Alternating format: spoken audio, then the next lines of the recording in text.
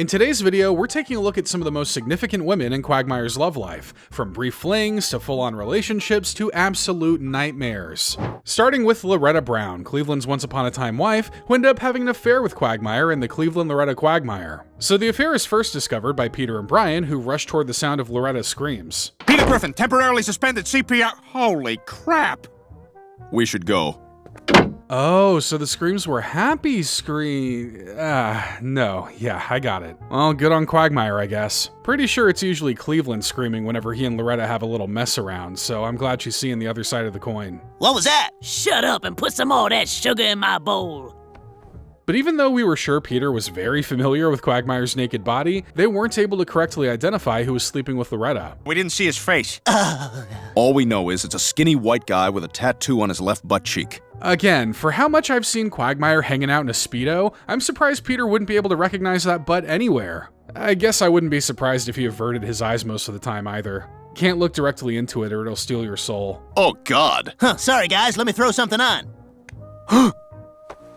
See what I mean? So after taking way too long to process the evidence, Peter finally clues in that Quagmire slept with Loretta. Look, I didn't mean it, you know? I knew it was a mistake. It never felt right. Please don't tell Cleveland. I don't know. All that screaming from Loretta might be proof that it did feel right. So after Peter quickly informs Cleveland of what happened, the slighted husband finally grows a pair and decides to enact some revenge on Quagmire. Hey Cleveland, I was just leaving you a message. You violated the sanctity of my marriage. He has every right to be mad, but isn't it a tad weird that he's taking out his anger on the guy who regrets it and not the woman who reveals she doesn't regret it at all? Like, Quagmire did you a favor, buddy. A gross, complete act of betrayal favor, but one that'll pay off for you down the line. It isn't in me to cause harm to anyone, no matter how much someone has harmed me. So this little spat leads to the divorce of Cleveland and Loretta, with the latter and Quagmire deciding not to continue seeing each other. However, Quagmire would attempt to rekindle the flame between him and her in Love Actually. We have a club sandwich, a fruit plate, and a side of hot beef steak. Giggity, giggity, giggity. Obviously, she's mad about him trying to reopen old wounds, but I'd be more mad about the fact that he's ruined some perfectly good room service. You go on and beat it, little neck. I'm a changed woman. I don't mess with your kind anymore. And thus ends the very brief fling between Quagmire and Loretta, one that ruined a whole marriage, but also gave us a whole spin-off show. Well, unless you want to forget that one other time Quagmire and Loretta slept together. Between you and me, it's probably best you do. Why is she wearing a French maid's costume? Because I want to nail a dead French maid. Giggity, giggity. But Quagmire would get a bit more monogamous when he marries Joan, who turns out to be the bad kind of crazy in I Take Thee Quagmire. So Peter wins a week-long free maid service, which means he gets to expose Joan to just how obnoxious he is to work for. Oh, maid! Oh my God! And from there, it's love at first sight. It also turns out that Quagmire is a bit of a Tolkien head, given how he fantasizes about this woman he's known for 5 seconds. Denna den re dun habeldath mithrandir ve on hel hesano. I guess he is a lot like Aragorn in the fact that neither of them looks their age. Did you know Aragorn's supposed to be 87 at the start of The Lord of the Rings? Teach me your ranger skincare secrets. Would you like to go out to dinner tomorrow night? I'd love to. God, he works fast. You think that's fast? Quagmire's about to speedrun this whole relationship, skipping past all that annoying dating stuff and just going right for the finish line. Joan, I've decided I want to spend my life with you.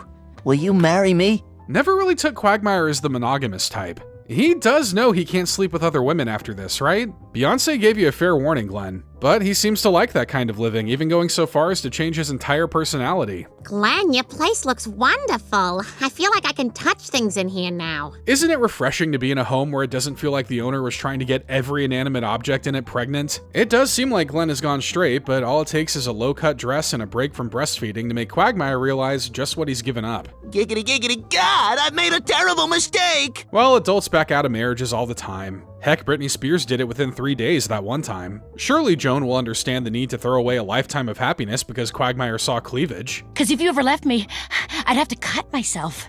And then I'd cut you. Well, thanks for being reasonable, Joan. So since she won't budge, the guys come up with the brilliant idea of faking his death and conveniently catching it on camera. I just happened to be there with my video camera when a ninja shows up! His death is a tragedy, but can we at least appreciate the fact that ninjutsu has become more handicap-friendly? But obviously Joan isn't buying this, so they go with plan B. Hi, honey, I'm home. Heart attack.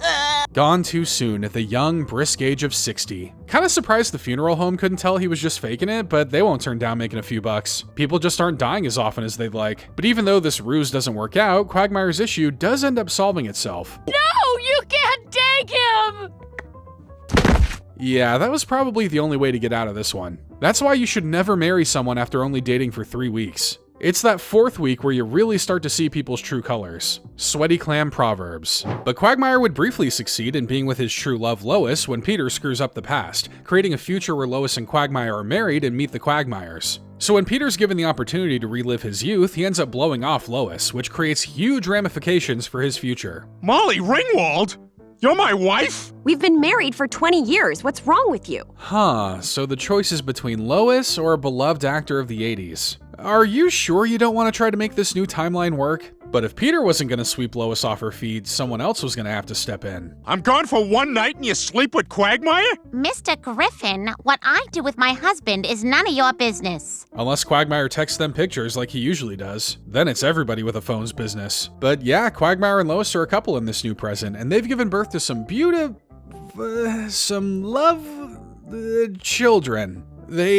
They made some children. Hi, Mr. Griffin. How's it going, man? Man, that Quagmire jawline is less of a dominant trait and more of a curse. But as much as Peter's upset about all this, Quagmire winning over Lois was done through kindness, romance, and being there for her, something Peter wasn't willing to do. When he kissed me that night at the country club dance, I knew we'd be together forever. Dang, so all it takes is one kiss? Okay, maybe Lois isn't as difficult to swoon as I thought. Well, that's easy. All Peter has to do is go back in time and kiss Lois, but that might be a little hard since she's still with Quagmire. You deserve better than Peter.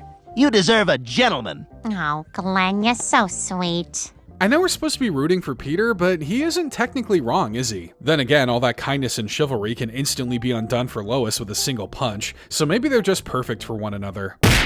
And just like that, the dreams of Quagmire being with Lois are dashed. Quagmire seems very chill about this in the future, though. Like, he still hangs out with Peter even though he decked him and stole his girl. I guess his plan is to just play nice and get as close to Lois as possible. Then, when the time is right and Peter's out of the way, he'll be right there to swoop back in. That's the long game, baby. But Quagmire would also resume the game of stealing Cleveland's women, as he ends up stealing Cleveland's girlfriend Carolyn by the end of Love Actually. So Carolyn first starts as Brian's girlfriend, as the two bond over being fellow fedora-tipping atheists. If there is a God, send another copy. I guess that's our answer. Kinda hoping a book from the top shelf would have fallen on Brian, but I guess we just gotta deal with it. But don't worry, Brian doesn't stay happy for long. After taking too long to get serious with Carolyn, some other guy swoops in and steals her from Brian. Carolyn? Cleveland? Oh, hey, Brian. Close that window. You're letting all the stank out. Cleveland does know that you can't close car windows from the outside, right? I guess he's got more important things on his mind right now. And Cleveland does what Brian didn't, getting serious with Carolyn and even locking her down. We're gonna elope in Hawaii tomorrow night. What? You got a problem with that, you can go f*** yourself. Cleveland, Brian wasn't even doing that to Carolyn. What makes you think he's gonna do it to himself? And even after being tempted out of the relationship by a returning and apologetic Loretta, Cleveland is still set on being with Carolyn. Our time is over. I love somebody else. Hey, any chance you can maybe come back to this discussion? Carolyn? Quagmire? Cleveland, close the window. You're letting the stank out. Just another notch in the belt for Quagmire, collecting Cleveland's girls like they're Pokemon. But like with Loretta, I think Quagmire more or less did Cleveland a favor. A woman so quick to cheat on 2 boyfriends probably isn't wife material. Also, why is she always getting it on in cars? Does she not own a bed? Must be a fetish that Cleveland probably isn't looking to humor too much. But Quagmire would let us see a girl he's apparently been humoring for a while now, Stephanie, who unfortunately meets her end, and then there were fewer. So several people in town are lured to an old mansion under the guise of having a dinner thrown in their honor, including Quagmire, who's brought a special guest. Didn't think I'd see anyone I knew here. This is Stephanie. Hi, everybody! Apparently this little Miss Piggy-sounding lady has been Quagmire's down-low booty call for quite a while. Can kinda see why he didn't want his friends to meet her. That voice is grating. I'm not sure how Kermit puts up with it. This guy? You disappear for a month and then you call me? So silly! Look, I don't want to think too hard about what these two do behind closed doors, but after seeing how Quagmire acts around her, it's gotta be out of this world, right? It all depends on what his astrological sign is. Shut up. Don't worry, Glenn. Someone's looking out for you and is more than happy to make her a little quieter. Did the cork hit me? Shot down in her prime and didn't hang around long enough for the audience to actually want her dead. And so, after a night of more murders and mystery, Diane Simmons is eventually revealed to be behind the whole plot, though she admits Stephanie's death was an accident and she actually doesn't know what happened to her body. Not to worry, it's in safe hands. Damn it! Great, and I thought Diane was the most psychotic one at this dinner party. Kinda hard to feel bad for Quagmire being embarrassed by Stephanie after that revelation. The living and the dead really aren't safe around this guy, huh? But there's one girl Quagmire would never want to disrespect, and that's Cheryl Tiegs, whose past with Quagmire is explored in Tiegs for Two. So after Brian attends Quagmire's class for picking up women, he's aggravated to find that these teachings aren't meant to help you find love. These skills aren't for women you care about, you idiot! This course is in getting laid, not finding love! To be fair, that should have been immediately apparent to Brian when he learned it was Quagmire teaching the class. It's like going to driver's ed and expecting to learn how to win the Daytona 500. Quagmire says it's rare to find a woman you truly love, but it did happen to him once with model Cheryl Tiegs. You'd never fall for these tricks. That's why I keep trying to figure out how to bring you back into my life. I'm no love doctor, but something tells me teaching a class on how to emotionlessly sleep with women probably isn't the way into your true love's heart. But there was once a time when those two were able to make it work. I think I'm falling in love with you. I know, I feel the same way. Hard to say no to a man with chest hair as lush as the rolling rice fields of Vietnam. But while they seemed happy, Quagmire's own insecurities and jealousy ended up ruining everything. Glenn, I've about had it with your petty jealousy. I'm starting to think this relationship is a mistake. It takes an incredible amount of guts to break up with a supermodel, but in Quagmire's case, it took a lot of stupidity. But there's only one thing that hurts worse than breaking up with Cheryl. It's seeing her date his worst enemy. Hey, Cheryl, get your fat ass over here before I dump you. He's so bossy, I love it. So Quagmire could have just done his bad boy shtick this whole time and would have got Cheryl back? That's the greatest example of poetic irony since I looked up the definition of it 5 minutes ago. But two can play at that game as Quagmire finds it much easier to seduce someone from Brian's love life. Wait, who's the fourth? Oh, my new girlfriend. Here she is. Jillian? I don't really think it took many tricks and skills to win her over, truth be told. That my father might say if he were still alive, and I knew I liked him. But Quagmire isn't really looking for anything worthwhile with Jillian, only looking to use her as a tool to make Brian mad and win Cheryl back. Unfortunately, the two guys make such fools of themselves that no one wins. Maybe you boys will get it together someday, but it looks like that's all you are. Boys. Yeah, boys. Good job, Jillian. You can tell the difference between men and boys. I'm not really sure why Quagmire didn't just try to reach back out to Cheryl after all these years, but I think he's proven to himself that he never really deserved her to begin with. But Quagmire would try easy mode again by going after Meg right when she turned 18, putting him into direct conflict with Peter and Meg and Quagmire. So on Meg's 18th birthday, Quagmire immediately makes his move by seducing this freshly legal teen. Happy birthday. Hey, where's that pinky going, huh? Probably directly into his own eye if he keeps acting like this in front of Peter. But at least Quagmire goes the gentlemanly route and takes Meg out on a date first before ruining her life. Do you have any brothers or sisters? Yeah, I have 2 brothers. Oh, they sound terrific. Hey, you want to blow this joint? First he's trying to seduce her, and now he's trying to get her hooked on Mary Jane? Just how corrupt does a girl need to be before you sleep with them, Quagmire? Luckily, nothing of the sort happens just yet, as their date night ends with a simple kiss. I really want to see you again, though. Oh, you know it. Unfortunately, that goes beyond the recommended 5,000-foot distance Peter wants between the two of them, so he decides to talk to Quagmire. Meg is 18 now, and you've got to let go. You've done your job. It's my turn now. It's too bad Quagmire's job just involves undoing all the work Peter did. But at the behest of Lois, Peter decides to let them try being a couple for now. You're such a cutie patootie. If I'm a cutie patootie, then you're a peenie vagini. On second thought, it's time to shut this whole shindig down. Anyone who drops the worst pet name known to man like that needs to be thrown in a cell. But they wait too long to act, and Quagmire gets ready to seal the deal by taking Meg to his cabin. Everyone knows if you go away with a guy for the weekend and don't have sex with him, you're a huge bitch. We gotta stop them. Or look at it this way. If they happen to get married, then you guys will have access to the cabin. See, Meg is just thinking about the good of the family when selling her soul to a devil like Quagmire. What is going on over here? We taking our shirts off now? Okay, follow the leader. Then again, it's pretty clear Quagmire just wants Meg in bed, but luckily her parents arrive just in time to put a stop to it. If you ever touch my daughter again, I will cut your thing off and feed it to Brian. Okay. Quagmire's less worried about losing his thing and more worried about the fact that it would be the biggest victory for Brian. I can't have that, so I guess Meg's off the table for now. But Quagmire would put his eye on a different teen with Lindsay, Chris's former girlfriend, who looks a lot like a different member of the family and Tom Tucker, the man in his dream. So we've already covered this situation in a recent video, but just to recap, Chris starts dating a girl who looks just like Lois, and Lois is completely oblivious to that fact. Very pretty. Stunning. Are you kidding me? Are they not seeing this? I mean, she might be able to see it, but I think she's more focused on enjoying a look into the past rather than the creepy implications of it all. But it turns out Lindsay isn't just like Lois in terms of looks, but in faithfulness as well. Oh my God. That guy's no Bill Clinton, but she's still being fairly accurate to the character of Lois. After a while, the relationship between Chris and Lindsay fizzles away, but just as that one ends, Quagmire swoops in for very obvious reasons. I think she already moved on to someone else. Thanks for buying me these clothes, Glenn. You're welcome. Never mind the fact that she's way too young to be with a guy like Quagmire, there's no way she would like that middle-aged wife outfit. She's gonna get dragged at school for wearing slacks and a button-up. Maybe the embarrassment is all part of the experience for Glenn. But the only thing that could be worse than Quagmire dating a teenage girl is him dating a member of a different species, which is exactly what happens with the giraffe in T. Peter. So after Peter and the guys joined the Tea Party movement, they managed to rally enough people to get Mayor West to disband the city government.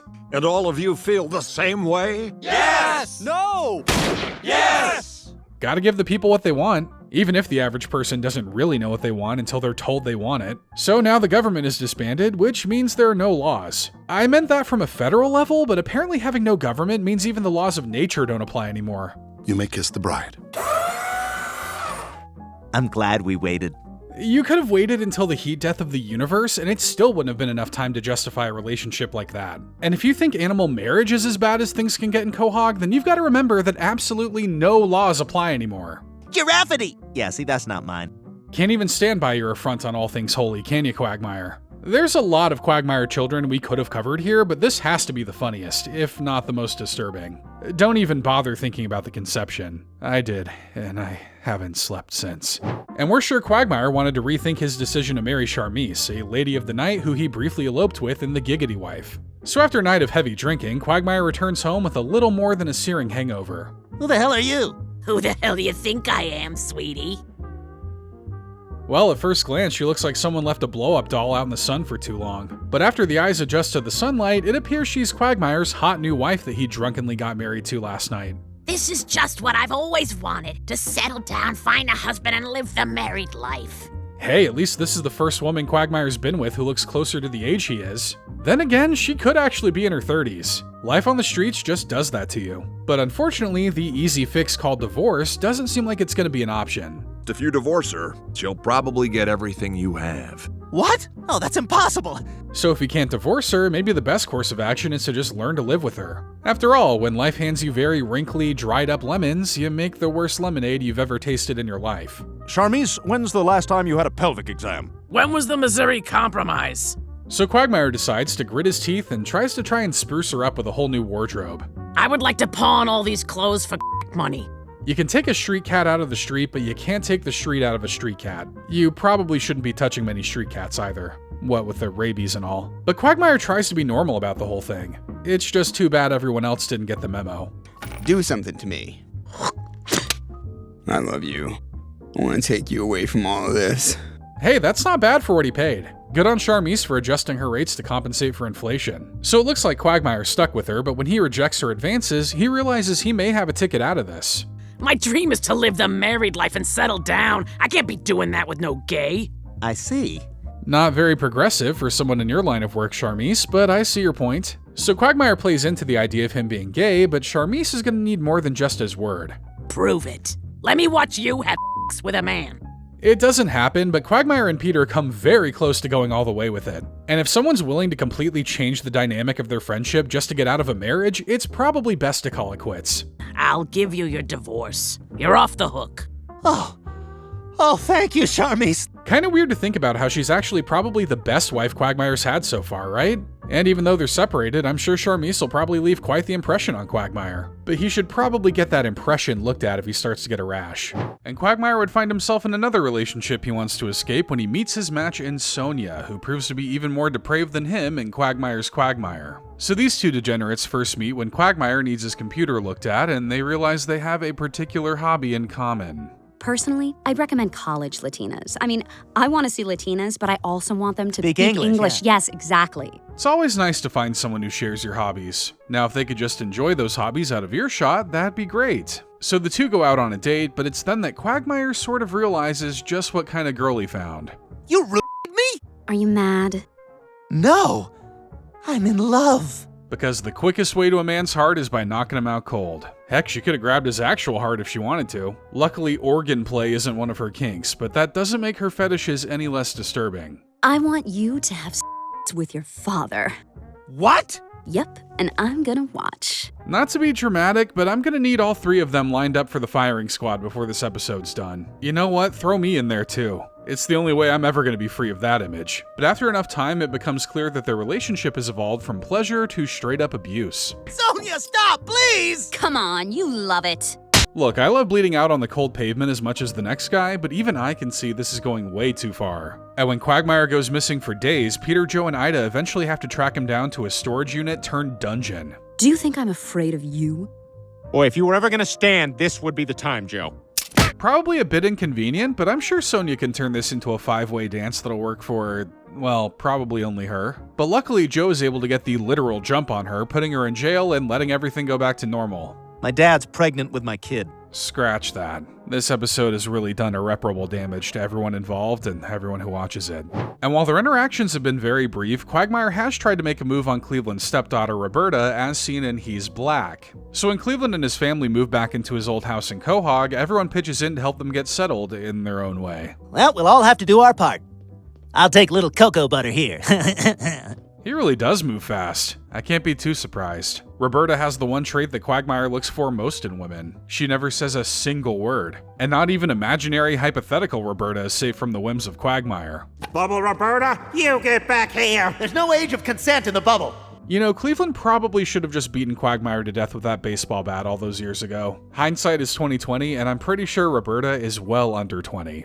And Quagmire's fling with the teenager would justifiably get him into some hot water when he sleeps with high school student Kira and Quagmire's mom. So when Peter's having an identity crisis and throws a rager for a bunch of young people, it's clear Quagmire got the memo and brought his own young person. I wanted to introduce you to Kira. She's the one who brought 4 loose Sierra Nevadas. Kira! And they're probably warm and bound to burst after being tossed around on the floor on the car ride over. Just like how the high schoolers like them. Man, do those take me back. But when Kira spends the night with Glenn, it becomes clear they didn't talk too much about the fact that she's still in school. I'll just take the school bus.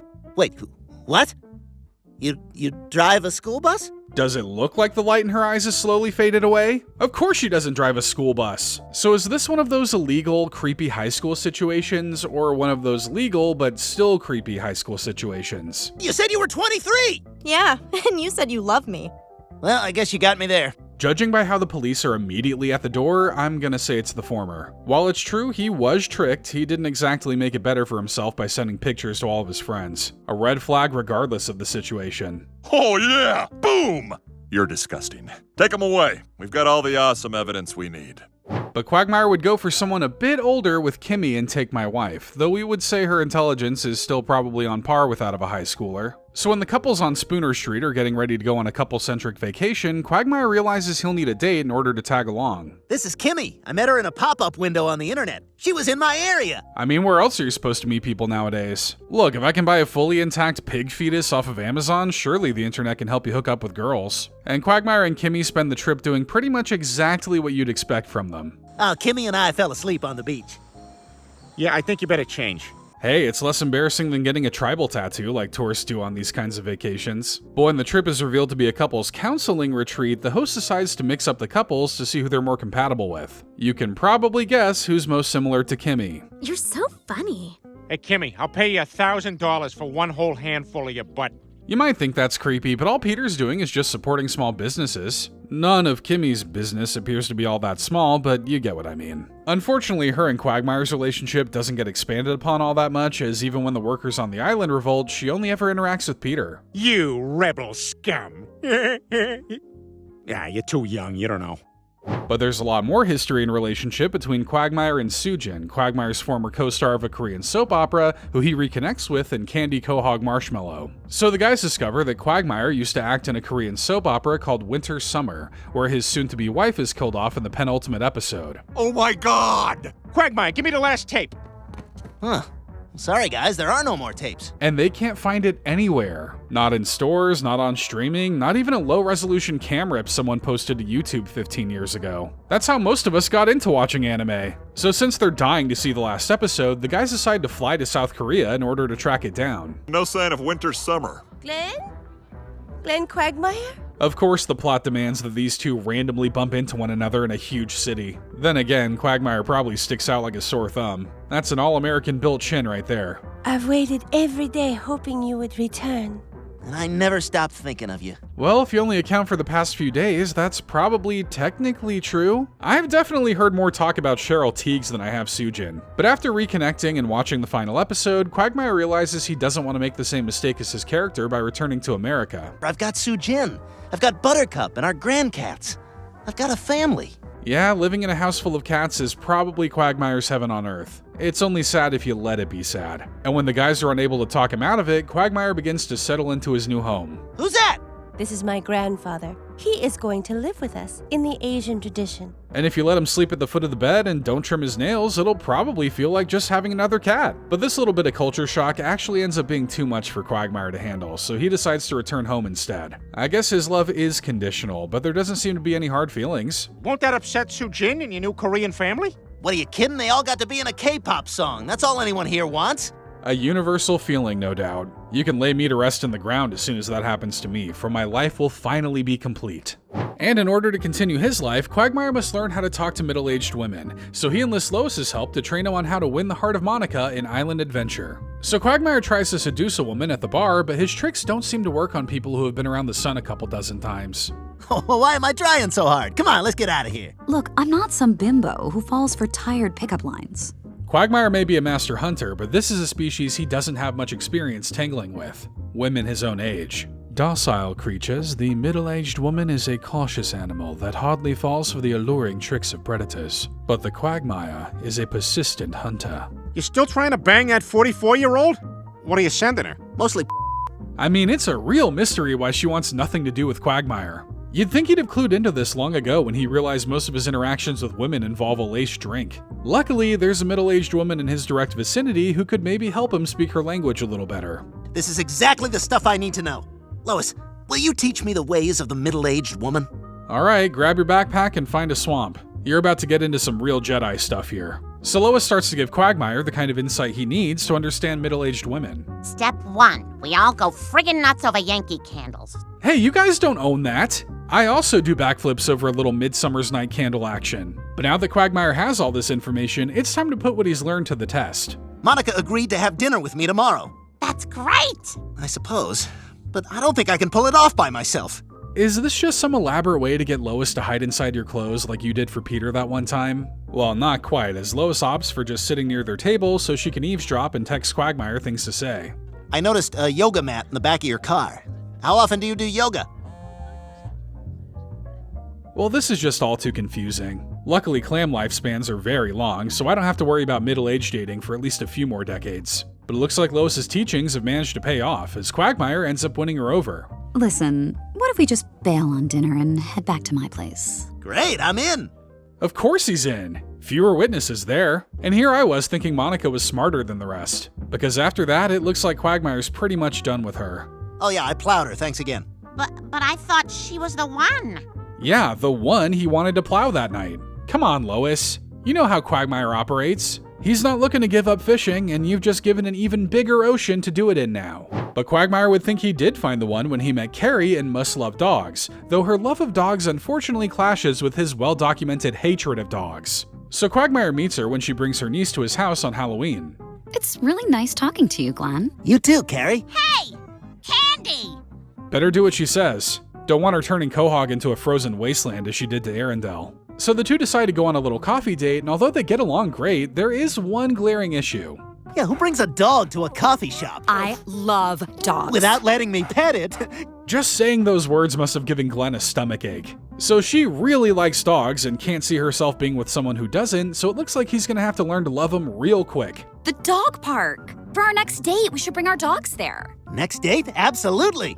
Yeah, that little not owning a dog thing might make that a tad difficult. Luckily, Quagmire knows the perfect dog that can help him with this ruse. Unfortunately, he wasn't available, so we had to settle for Brian. There are not enough tennis balls in the world for me to... I have 6. I'll do it. So Brian and Quagmire agree to team up and pretend to be friends in order to sway Carrie, and it actually works. But this is quite the long game for a woman. I thought Quagmire just wanted to hit and quit. Okay, you want to know the truth, Brian? Brian the dog? I love her. You hear me? Love. Oh, I hear you. I'm just not super sure you understand the meaning of that word. You're like the guy from The Princess Bride. So Brian decides to put how much he actually loves her to the test with a surprise proposal. Will you marry me? What's this now? Oh my god, Glenn. Yes, of course I'll marry you. And don't worry about the smell. Quagmire just crapped himself out of excitement, not a fear of seeing the rest of eternity laid out before him. But Quagmire's willing to make it work, which means he's gonna have to get really comfortable with dogs. Dexter eats all this? Not just Dexter, but Dexter and all his rescue brothers and sisters. Yeah, she probably could have clarified that Quagmire's house was basically about to become a makeshift shelter. But it's cool, he loves dogs after all. Shut up, Brian. Why don't you go for a walk? No walk. Keep repeating the word walk, Glenn. I'm sure they'll figure out what you mean soon enough. One step at a time, you know? Quagmire just needs to get through the engagement first, and then he can figure out how to stage the deaths of 15 different dogs. And Carrie, if I may borrow a line from our favorite song, I would walk 500 miles. Yeah, I'm thinking you might want to diversify your vocabulary going forward, Glenn. But now the cat's out of the bag and the dogs are out of the kitchen. So, you don't like dogs, that's fine. But you didn't have to lie and put me through all of this. Yeah, but then we wouldn't have an episode. That's conflict, and we're all the better for it. Well, maybe not you. But it's Lois who experiences conflict when Quagmire starts dating Stephanie, a girl who used to bully her in high school in the episode From Russia with Love. So Quagmire approaches Peter and Lois with the prospect of going on a double date with his latest prospect. Ew, the Quag's got a girlfriend. Hey, get off me! We don't have that kind of relationship. Yeah, if he can't take advantage of you, Quagmire wants nothing to do with you. Then again, he probably still remembers Lois's threat of feeding his thing to Brian if he ever touched Meg again. Hey, restraint by threats is still restraint. So Peter and Lois agree to go on the date, but Lois immediately recognizes this woman. Quagmire's girlfriend is my old junior high school bully, Stephanie. She made my life a living hell. Oh my god. He's dating another girl named Stephanie? I guess it's not that uncommon of a name. I just figured it'd bring up some bad memories of the last one. Well, at least this one isn't dead in his trunk. Stephanie never even apologized, and junior high trauma is something you don't recover from. But they decide to play nice on the date for Quagmire's sake, though Stephanie just can't help but bringing up the past. You were a nerd? I thought you said you were a prom queen. Prawn queen. She ate a lot of shellfish. I never want to support bullying at such a young age, but I gotta hand it to her, Prawn Queen is a winner. Can you really be that mad at her when her material is so good? And since Stephanie is super successful and aged like a fine wine, Lois has to find little victories over her any way she can. Did you see I ordered a salad? It was a wedge that was mostly blue cheese and bacon. Yeah, but it's called a salad, so that means it's good for you. I've always wondered if that same classification counts for urinal cakes. But all this obsessing over what Stephanie did or didn't think of her starts to bring the Prawn Queen out of Lois once again. There's a rash forming on the back of your legs. What? There is? Ah, son of a bitch! I think this is the same thing that happened to Smeagol. Just couldn't stop thinking about what they used to say about him back in Hobbit school. So despite going full Gollum mode, Lois is still reeled into attending a pool party, the same setting where all her trauma originated. Wasn't this a great idea of Stephanie's? After the dinner we had, she told me all about the fun you guys used to have at pool parties. I think Lois thought those pool parties were fun in the same way prisoners think Guantanamo Bay was fun. But it turns out all of that was just a big misunderstanding. Stephanie was never trying to bully Lois, that's just how it looked to Lois back then. Maybe this is just some elite level gaslighting, but I'm inclined to believe her. I'm sorry, Stephanie. I guess I was wrong. All right, that means it's your turn to service me in bed. It's a shame we didn't get more of Stephanie and Quagmire, considering she's one of the more normal women he's dated. I guess Quagmire broke up with her for Lois's sake, otherwise she'd just be looking like the patient zero of chickenpox all day every day. But someone who would break up with Quagmire despite his willingness for a relationship is Elle the librarian, who thought Quagmire just couldn't satisfy her in the L word. So Quagmire's got himself a secret lady friend that he won't tell the guys about. You're the only one of us who can date. We live bi-curiously through you. Yeah, that's our penis. I understand their sentiment, but if they're not the ones feeding it, exercising it, and keeping it up to date on all its shots, I'd be hard-pressed to believe you have any ownership rights to Quagmire's thing. But all is revealed when the guys accidentally walk in on Quagmire and the mystery woman. Quagmire and the librarian? Shh. Quagmire and the librarian. In their defense, that door was not even closed all the way. I wouldn't put it past Quagmire that getting caught goes hand in hand with getting off. So while this pairing seems a little odd, Quagmire insists that he made the right call. She's read over 4 million tips on how to please her lover. You know, you guys would like her if you just give her a chance. I don't know, hanging out with a librarian might cramp the style of these very cool middle-aged men who sit in the same booth and drink the same beer every week. But Quagmire sets up a hangout sesh, and one by one, Elle manages to win the guys over. Would anyone like eucalyptus for their nose? No, that's stupid. Ooh, that's nice. Another soul lost to the essential oils trend. We knew thee well, Cleveland, but your soul belongs to the diffusers now. But while everyone seems pretty happy with Elle, it turns out Elle isn't the happiest with Quagmire. The problem is in bed. You've never given me an some. What? And just like that, decades of career work and experience are flushed down the drain. It's like being banished from a monastery after being a monk for years. So this pretty much makes Quagmire give up on his sultry tendencies, but a quick pep talk from Peter reminds him of just who Quagmire is. Who else could hit on my wife for 20 years? Quagmire? Most men would be dead after that, but not Quagmire. So I think the real takeaway is that he's invincible, but also that he has what it takes to satisfy women. So he returns to Elle with the promise of just that. Are you sure you can handle me? Better question. Can you handle me? Well, there's your answer. You might think Quagmire looks like the victims from The Ring, but that's the face of a man who saw the secret of the universe and lived to tell the tale. And honestly, after a whole video of varying romantic prospects, it's nice to see someone finally give Quagmire what he's always wanted. And if you enjoyed this video, all we could want is that you leave a like and hit the subscribe button if you haven't already. That way you can be the first to know when we post even more great Family Guy videos.